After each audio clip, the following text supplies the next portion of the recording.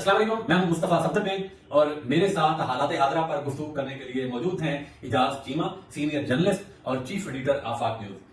आज हम बात करेंगे जो हालात हाजरा में सबसे अहम खबर है वो है कि इमरान खान की अहलिया बुशरा बेगम को बिल आखिर कई माह के बाद रिहाई मिल गई है और इसके हमारी सियासत पर आने वाले दिनों में क्या असरात मुरतब हो सकते हैं। इजाज साहब ये बताइए कि रिहाई मिल गई है बुशरा बीबी को काफी माह की जेल की कैद में रहने के बाद, आप क्या समझते हैं कि ये जो रिहाई मिली है ये क्या बाकायदा लीगल प्रोसेस के तहत मिली है या इसमें कोई पसंदीदा डील वगैरह भी हुई है?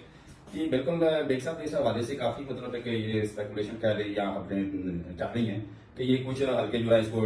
डील का नतीजा करार दे रहे हैं, तो कुछ हल्के ये कह रहे हैं कि अब चूंकि इनके खिलाफ कोई केस नहीं रहा था तो अल्टीमेटली इन्होंने जो है ना रहा होना था। तो अगर तो ये देखा जाए डील के हवाले से अगर बात की जाए तो ये जो अभी अभी जो 26 आईनी तरमीम मंजूर हुई है तो उसके फौरी बाद ही जो इसका बुशरा बीबी का रिहा हो जाना, तो ये इस चीज को तकलीफ बख्शता है कि बिल्कुल पहले भी तो इनको रहा किया गया था, जमानत मिल जाती थी तो इनको कोई इनके पास केस नहीं था तो रहा नहीं किया जाता था, तो दूसरा केस इन पर डाल दिया जाता था कि ताकि ये बाहर ना निकल सके। लेकिन इस वक्त किसी ने इनके रास्ते में कोई रुकावट नहीं डाली, हालांकि कोई ताकतें चाहती तो उनके लिए मुश्किल काम नहीं होता, तो किसी किस्म का भी केस बना लें तो उनको मतलब रोका जा सकता था, रिहा नहीं किया जा सकता था। तो इस हवाले से ये मतलब सामने बात आती है किसी हद तक कि ये वाकई कोई डील का नतीजा है। और फिर देखा जाए कि डील क्यों है, कैसे क्या हासिल किया गया है इस डील के नतीजे में, किसने क्या हासिल किया, तो उसमें ये तासर उभरता है कि एक तरफ तो पीटीआई जो है वो बाहर पब्लिक को ये तासर देती आई है कि जी हम ये आईनी तरमीम नहीं होने देंगे, हम इसके हक में नहीं हैं, ये बिल्कुल अदलिया के पर काटने के मुताबिक है, तो इससे हमें जब अगर इस आईनी तरमीम के बाद अगर हमें कोई रिलीफ मिलने के कोई चांसेस नहीं है, तो वो तो अगर देखा जाए तो वो पीटीआई जो बानी चेयरमैन है इमरान खान की हद तक वो इफेक्ट होता है। तो अगर दूसरी तरफ जो बाहर जो क्यादत है तो वो एक किस्म की जो कह रहे हैं ना कि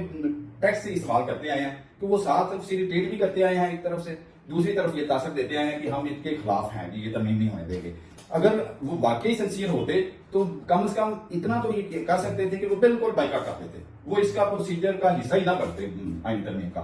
तो ये तासर होना था कि जी बिल्कुल वो बिल्कुल इसके खिलाफ है। लेकिन आपको पता है कि ये इतना मतलब प्रोसेस लंबा चलता आया है तो उसका ये साथ शरीक रहे हैं, उन्होंने अपनी तजावीज भी दी है जो मौलाना फजलुर रहमान के साथ वो भेज रहे हैं, तो बाद में फिर एंड पे ये उन्होंने अनाउंस भी किया है कि जी मौलाना की जो है जो ड्राफ्ट है उसमें हमारा इनपुट शामिल है, तो हमें उस पर कोई ऐसा कोई अफजात नहीं है, लेकिन हम मजबूर हैं, हम वोट नहीं करेंगे। तो इससे यही तासर होता है कि वो इसका हिस्सा रहे हैं। तो दूसरी बात यह है कि अगर वो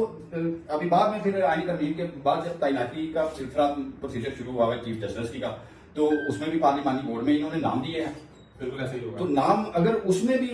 कह सकते थे कि जी हमने नाम नहीं देते, नाम ना देते तो फिर भी कहा जा सकता था शायद ये इनको कुछ इस पर आके डाउट क्रिएट हो गए हैं, तो अब वो नाम भी आपने दे दिए हैं तो एंड पे आके फिर उसमें कहा है कि जी हम उसमें बैठेंगे नहीं, तो इससे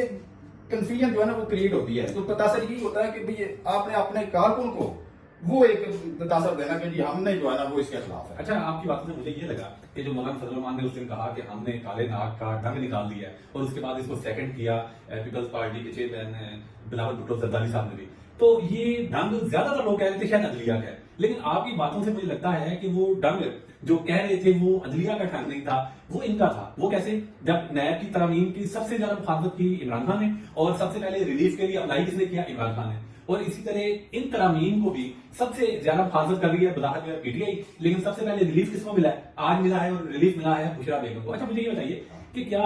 ये रिलीफ मिल गया और पहला रिलीफ है, हालांकि मिलना नहीं चाहिए था तरामीम के बाद, ठीक है, और यानी ढंग निकालने से मुराद मुझे आपकी बातों से ये भी लग रहा है कि भाई ये जो जितना प्रोपेगेंडा था वो इनका यानी कि वो उसका तासर जाहिर होना, अगर ये तरामीम हुकूमत के लिए होती तो रिलीफ हुकूमत को मिलता, इसका पहला रिलीफ तो मिला है बुशरा बेगम को, तो क्या अब अगला रिलीफ हम तो कर सकते हैं कि इमरान खान को भी मिलेगा और इमरान खान रिहा हो जाएंगे आने वाले दिनों में? नहीं, मेरा नहीं ख्याल कि अभी कोई फौरी इस तरह की कोई रिलीफ वाली बात हो। जो बुशरा बेगम को तो मिल गया है, बुशरा बेगम को तो मिल गया है कि ये भी मैं समझता हूँ कि ये जो प्लानिंग करने वाले होते हैं ना उनके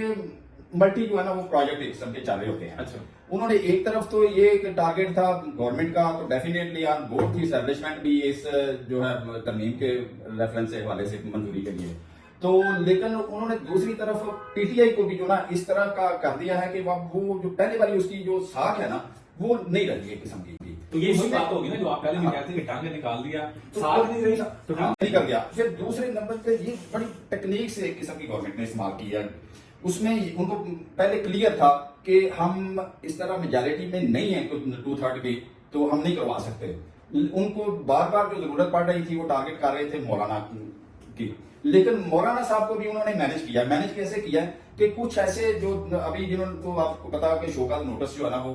काफी मतलब रहनुमाओं को मिले हैं, पीटीआई ने दिए हैं। तो हालांकि क्यों नोटिस दिए गए, उन्होंने तो वोट कास्ट ही नहीं किया। देखा जाए तो टेक्निकली तो उनको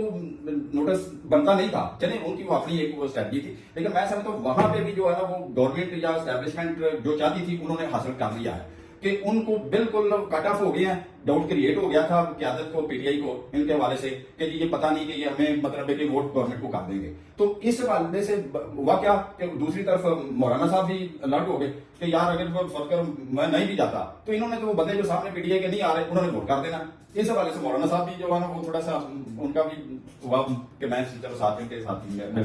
तो इसमें जो है ना वो एंड पे आ गए, जब मौलाना साहब आ गए तो फिर उनकी जरूरत नहीं पड़ी। तो अब वो जो डाउट क्रिएट हुआ है वो अब वो उन्होंने शोकॉज नोटिस जारी किए हैं। तो अब मेरा ख्याल है कि उसमें एक जैसे फॉरवर्ड ब्राक की बातें चल रही हैं या और उस तरह की वो सिचुएशन जो है ना वो बन जाएगी। अच्छा चीमा साहब आपने बहुत अच्छी बात की। एक तो एक इस गुफ्तगू से नई चीज निकली कि जो सांप है वो जो कहा जा रहा है वो नहीं है, सांप का डंग निकल गया। अच्छा सांप की मैं देख साहब बात बताता हूँ, हर बंदे ने अपना अपना सांप जो है ना वो सामने मतलब वो शो किया है कि जैसे मौलाना साहब भी उस दिन कहते कहते ये हो गया कि जी हमने वो कहना ये चाहते थे, लेकिन बाद में फिर वो मौलाना तारमान साहब ने जो उसने सेनेट में स्पीच की तो उन्होंने अपना सांप जो है ना वो सामने लेकिन मेरा ख्याल पेश किया, लेकिन बिलावल भुट्टो साहब ने तो सारी जो है ना लगी लिपटी मतलब है वो असल में वो है कि सुनाना तीनों तो कहना वो मुहावरा जो अब इनका जो अब यहाँ से जो चीज नजर आ रही है ना, चले सांप से हम निकलते हैं, सांप निकल गया है,